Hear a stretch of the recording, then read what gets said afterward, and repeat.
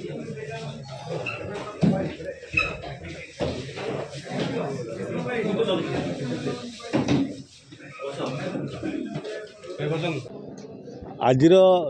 जो घटनाटी अपराधी मान गिरफ कर पठागला से पुलिस को धन्यवाद दूसरी सर्वप्रथमे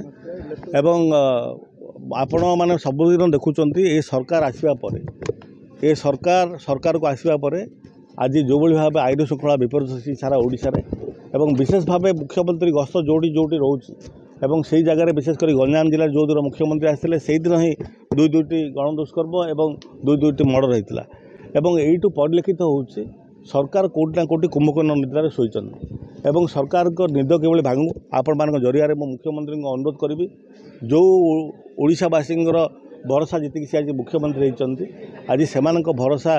रक्षा करें सी सहायक हूँ एवं आज अपराधी मैंने जो भाव साहस बढ़ी आपड़ देखिए दीर्घ 24 वर्ष भितर अपराधी मैंने गोटे अपराध करने पूर्व 4 थर भावुले एवं आज निर्भीक भाव से अपराधी मैंने अपराध घटाऊँ चोरी राजधानी एवं मर्डर रेप यह सब दृश्य आप प्रत्येक दिन देखा मिलूँ तेणु एौटी ना कौटी जमापड़ी पुलिस निष्क्रियता और सरकार निष्क्रियता जो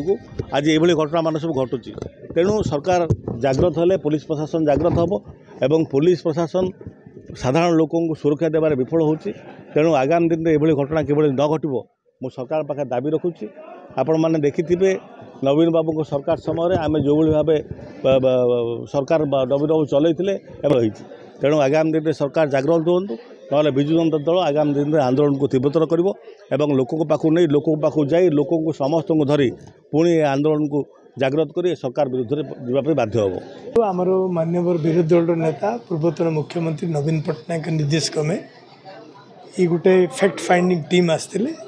आम वर्तमान जो प्रकार भाव में आईन श्रृंखला परिस्थिति बिगड़ी जाइए देखुए गत 10-15 वर्ष 20 वर्षर को जदि एवं तुलना करेंगे प्राय वर्ष भितर सामान हो गलानी एत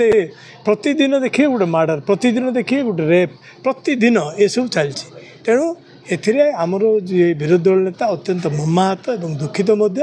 एवं सांकर उद्देश्य है जे आईन श्रृंखला सुदृढ़ हो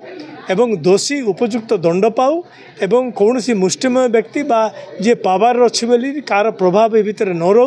आईन ता बाटे जाऊ एति कथा आम कही एवं एसपी कहले जे जो 4 जन दोषी से आज अरेस्ट कराई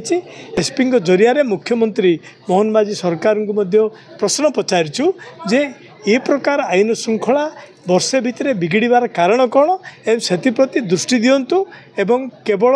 ये जो बाजा बजैकी बड़ बड़ कथा कहीकि भाषण बाज बंद करूँ। आज विजु जनता दल गोटे फैक्ट फाइंडिंग टीम आमर प्रिय नेता नवीन पट्टनायक निर्देश रे गंजाम जिलार बोलनथरा थाना अंतर्गत जो दी भौणी को गणदुष्कर्म कराई से विषय आम आसिक एसपी सहित दाबीपत्र देलु टीम सहित देखा कलु एवं अनेक आलोचना है ये विषय पुंखानुपुंख आलोचना है एवं आज आम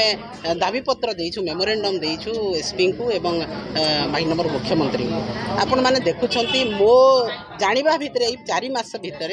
महिला मान नाबालिक मान दुष्कर्म ये केते गंजाम जिला गोटे शांति जिला गोटे संस्कृति संपन्न जिला यही जिले में 11 मास भितर 8000 ऊर्ध्व क्राइम है एवं आदिवासी नाबालिका एवं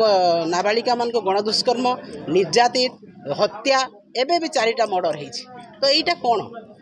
माननीय मुख्यमंत्री कौन देखुं गृह विभाग रही से निजे गृह विभाग मुख्य किंतु आईन श्रृंखला वर्तमान ओडिशा रे संपूर्ण विपर्यस्त एवं महिला मानकु नाबालिका मानकु दुष्कर्म करिवार वर्तमान भारतीय जनता पार्टी सरकार गोटे फैशन पाल्टी गलानी से तांकर ब्रांड हो गलानी नाबालिका मान दुष्कर्म करवा एवं गृह विभाग संपूर्ण भाव में चुप पुलिस प्रशासन चुप आज देखु 3 तारिख घटना कहबार किसी नहीं लोक जानुंट जे नवीन पट्टनायक कौन कर एमाने रंग कर कौन बाहबा नापी चाहते किंतु नारी सुरक्षा यही माटी रे निश्चित भाव में रहिबार अछि एवं आईन श्रृंखला ठीक भाव में करिवार अछि ये आईन श्रृंखला जो विपर्यस्त होची आगामी दिन में यार फलाफल निश्चित भाव में भयानक।